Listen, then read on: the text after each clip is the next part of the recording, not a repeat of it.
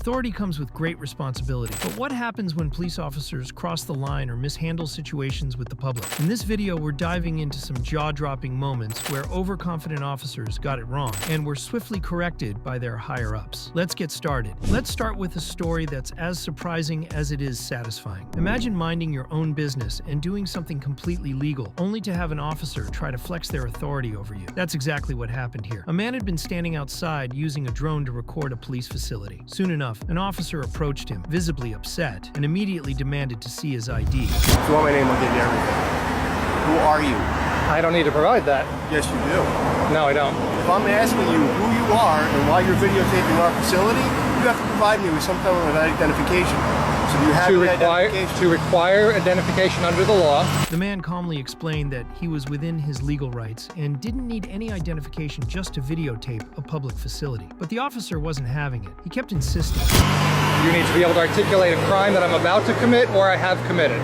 Okay. Standing his ground, the man explained the law. For an officer to demand ID, there must be reasonable suspicion of a crime. But the officer, stuck in his argument, dismissed this and kept pressing. You're going around, you're videotaping our state police facility for no apparent reason, and if I'm asking you who you are, you have to provide me with identification. I don't have to, it's no. Just like anything else. No, it's not. Yes, you do. I don't. Yes, you do. In fact, your public information officer already has dealt with this here, and so has a few other officers, so... I don't care who's dealt with it. I'm asking you for identification because I want to know who you are right now. The officer was adamant, claiming that videotaping their state police facility was suspicious. The man even mentioned that their public information officer and other officers had already addressed this issue before. But the officer didn't seem to care and kept going in circles, almost like he was trying to win a debate he'd already lost. Well, I want to know what your reasoning is for videotaping our facility. Well, first of all, Supreme Court has covered that filming out in public is perfectly legal. I don't care what the And that is not a suspicion of crime, so therefore you have no suspicion of crime.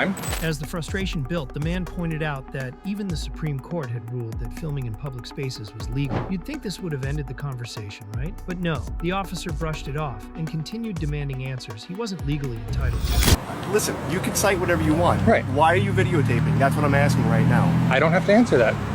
Well, I want to see a form of identification, identifying who you are, why you're outside my facility right now videotaping us. I don't have to provide that either. Why not? Why do you feel that you do not have to perform any form of Because that's the law. No, it's not. If Yes, you're it out is. here and I want to know why you're videotaping our facility and you have to provide me some form of identification, you just can't come and walk away anytime you want and just come up with your things and fly them over our lot. I want to know who you are and why you're videotaping this right now. You probably want to get a supervisor or somebody higher up. Sure, here's my sergeant. He's coming out right now.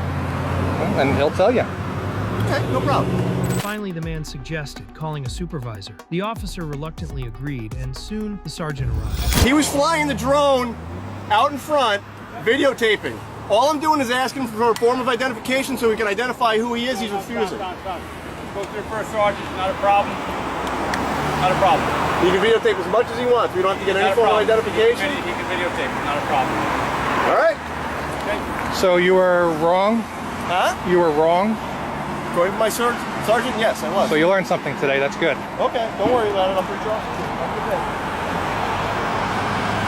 When the sergeant was informed about the situation, he quickly cleared things up, reassuring the officer that the man had done nothing wrong. The man couldn't help but mock the officer. Listen, sorry for the inconvenience. Right now with the drones, there's a lot of, I guess you could say, I wouldn't say misinformation, but it's an area that we're not used to dealing with. All right? Well, that's apparent. I've dealt with your troopers already on this. Yeah, I'm sure you have it. Not a problem. That's why he came out here. I saw that he was talking to you, so.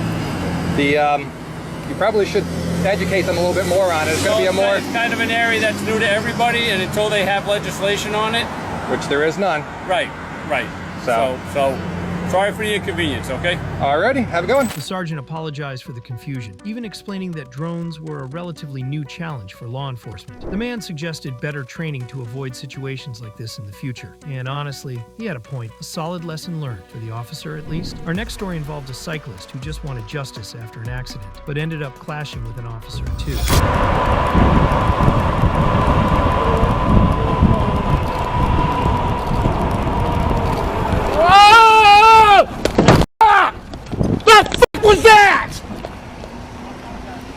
Was that, man? Sorry, sir. I apologize. I'm so sorry. I didn't see you.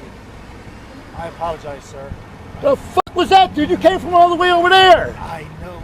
I know. My tire did something weird. No, you did something fucking weird. Not your tire, dude. You came from over fucking there, that lane over there, came straight across on top of me, and I hit the back of your fucking car now. So now we need to call the fucking police.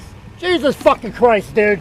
The cyclist had been visibly upset after colliding with a truck. He claimed the driver recklessly crossed multiple lanes, forcing him to crash into the back of the vehicle. Determined to hold the driver accountable, he called the police. But little did he know, his day was about to get even more frustrating. I'm not giving no ID up. I have no reason to. You will give ID or you will go to jail. You know what Florida law states? Yes. Okay, unless I'm going to jail, I don't have to give you ID. Then I'll take you to jail, Get your then I'll boss. get Get your your boss. fucking ID. Get your boss. Get your I boss. ain't getting my boss. Get your boss, sir. Get your boss. Get your boss, sir. Get your boss. I haven't done nothing illegal. I am not suspected of a crime. I have not committed a crime. When the officer arrived, instead of focusing on the truck driver's actions, he demanded ID from the cyclist. Weird, isn't it? The cyclist calmly refused, explaining that unless he'd committed a crime, he wasn't legally required to provide identification. But the officer didn't let it go, even threatening jail time. The cyclist, frustrated by the officer's aggressive tone, repeatedly asked for a supervisor to be called to the scene. I'm out with a disturbance here at the waterfront thrift store on Fairfield Drive. I mean, if you'd like to know what happened, I'd be more than happy to tell you what happened. It's all on video. Well, when you give me ID, I will. Oh, I haven't done nothing illegal. So get your boss. Let me explain something to you. Get your boss, sir. You have a responsibility Get- when you're riding a bicycle. Get your boss. No, not a bicycle, an automobile. I don't have a driver's license, so I never signed nothing stating I would give that up. It doesn't matter. Yes, it does, sir. There is a law here in Florida. Go ahead, get your boss, sir. Get your boss. Get your boss, sir. Get your boss, sir.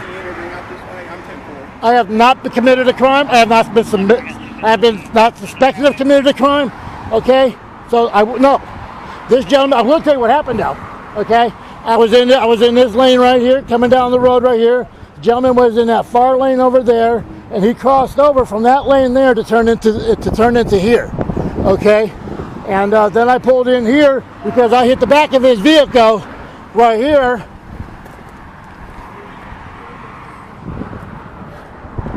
See, I'm trying to tell you what happened, sir. Then I hit. I'm trying to listen to you. Okay, then I hit then because it's all every bit of it's on video. He came from that lane over there, cut So your into bicycle made contact with his truck. because he came from that lane over there into this driveway. Okay, that's why. And then it hit right here. I've done nothing illegal. He explained the details of the collision, emphasizing that the truck driver came from the far lane and cut him off. He also clarified that he'd done nothing illegal and shouldn't have been asked for ID in the first place. Okay, I have done nothing illegal. Okay, if you would have came at me differently, sir, I would have made a police report the whole 9 yards and gave you my ID. There would never been a problem. But the way you came up to me is like I've done something wrong. That's all I did. That's No, all you gave me ID. it's all on video, sir. Everything's on video. I asked And you you have it on for video. ID. Where's your camera, sir? I don't have one. Okay, that's why I have one. Because you don't have one, sir. But they have one. Okay, I know you have one, you have one as well? Mine's on Okay. right now. All right, so like I was explaining, this gentleman came up here very rude, very disrespectful, okay? But wait, it got worse. The cyclist pointed out the officer's rude and unprofessional behavior, even mentioning the lack of a body cam. It's all on camera, sir. Go It's ahead, all on wait, camera, tell us sir. What's going on? Okay. Just tell I was who's going to be in charge of this? This one right here. Okay, I'm coming down the this lane right here. Okay, and this gentleman right here was in this far lane over here, and he decided that he was going to turn into this driveway right here from that far lane. I slammed my brakes on. Okay, and because he came from that lane there, I ended up hitting him right here because of that. And of course I was going to wait till the police to make a report because I didn't want no issues or nothing. But this gentleman here came up to me very irate, very aggressive, for no reason whatsoever, demanding I give him ID when I know I've committed no crime. I know I'm not accused of committing a crime, okay? Sounds like this is property. But this man right here made it very clear to me I'm going to go to jail if I did not give him my ID, is what this man told me. So we, Mr. Anderson, we will be filing a complaint on you, So sir. how do we do a police report without your ID? No, sir, the way you approached me, sir, was inappropriate. Sir, I'm not going to argue with you. It was all on video. Everything's on video. I could talk to one person at a time. I'm not capable. He recapped the details of the accident, emphasizing how the cop had threatened to send him to jail if he didn't hand over his ID. To strengthen his case, he mentioned that he had recorded the entire incident on video, a smart move that left no room for doubt. They've already told me this lady here was already in charge. Is he in charge? Sir, he's the sergeant. You're the sergeant. Real quick. Okay, well go ahead, sir. If you're the one going to be in charge, because they told me she was in charge. What do you want to do? You don't want to do anything about this. Are you good? No, I want to file a police report that this made that, and I want to go through his insurance because now I've got damages to my bike and I've got. Highway Patrol to come talk. Okay, sounds good to me, sir. Thank you.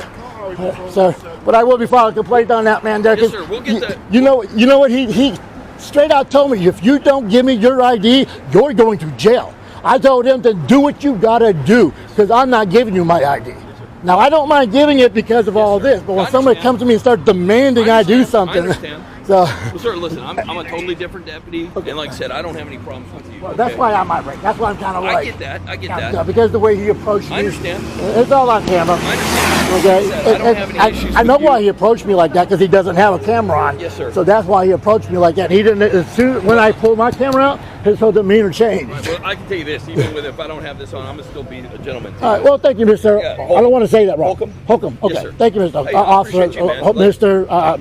You know, I will admit I'm not a police-friendly person, but Yeah, I get that. I did what I. You're upset. I understand. Yeah. I apologize. Only reason I did that is because they already told me that she was in charge, and then somebody else is telling me. It's Okay, so. it's no So problem. we're gonna do that. You can hang tight here when the Highway Patrol gear. You can tell them what's going on. Okay, yeah. And everything's all squad. Thank you, sir. Appreciate it. I do need that officer's badge number. Can somebody please give me that officer's badge number? Take care of it. I'll take. Finally, the sergeant arrived, bringing much-needed professionalism to the situation. The cyclist began cooperating, requesting a formal report and insurance details to address the damage to his bike. The sergeant reassured him that the matter would be handled fairly. Thank you, sir. I appreciate that. That guy right there. Yeah, I need his card. Does he have a card? Can you write down his information? We got a supervisor on scene, the sergeant right quick. He'll take care of everything. Okay. Sergeant Johnson, and Okay. he'll take care of everything. Okay. It's all on video. Yes, sir. I understand. I understand. I know why he acted like that because he doesn't have video on. That's why he acted like that. He thought that he was going to be over on top of somebody. He's not. He's trying to think. Is he leaving? While still visibly frustrated, the cyclist acknowledged the sergeant's fairness and stated his intention to file a formal complaint against the first officer for his behavior. And honestly, who could blame him? The sergeant promised to address it. And that's what happens when police officers overstep their authority and get corrected by their higher-ups. These cases remind us that accountability and professionalism are crucial, even for those in positions of power. So, what do you think about these cases? Have you ever witnessed or experienced something similar? Let us know in the comments. Stay vigilant, and thanks for watching. We'll see you in the next one.